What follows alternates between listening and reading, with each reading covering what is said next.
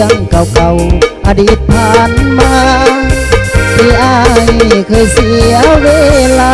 ที่ผ่านมาอายยอมหาผิดคิดนอกใจเจ้าเป็นย้อนความเมา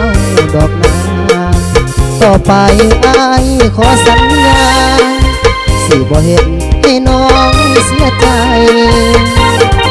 เคยเมาแล้วมัวทุนหัวน้องต้องซึมเศร้ากับคำคนเว้านินทาว่าให้เสียตัวบัดนี้หูแจ้งว่าเฮานี่เห็นแก่ตัวเมื่อตอนครอบครัว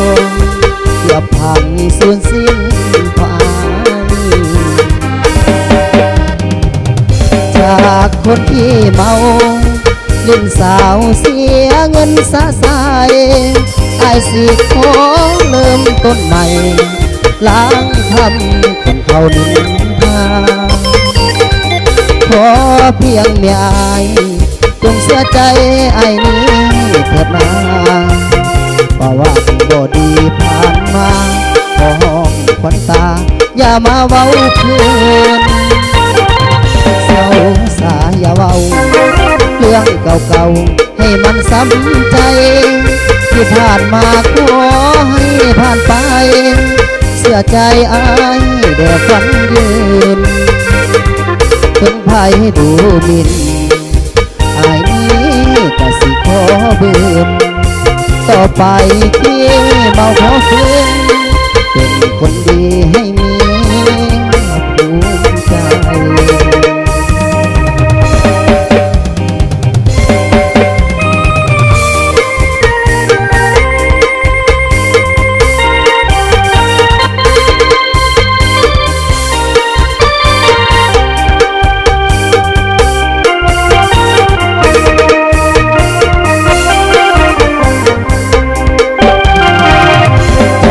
คนที่เมา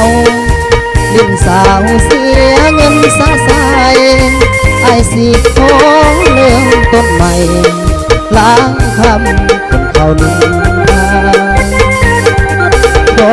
เพียงเมียอายจงเสียใจไอ้นี้เถิดนาเพราะว่าบ่ดีผ่านมาขอห้องขวัญตาอย่ามาเว้าคืนเศร้าสาอย่าเว้าเรื่องเก่าๆให้มันซ้ำใจที่ผ่านมาขอให้ผ่านไปเสียใจอายแด่ควันถึงไผดูหมิ่นอายนี้ก็สิขอเบิ่นต่อไปที่เมาขอคืน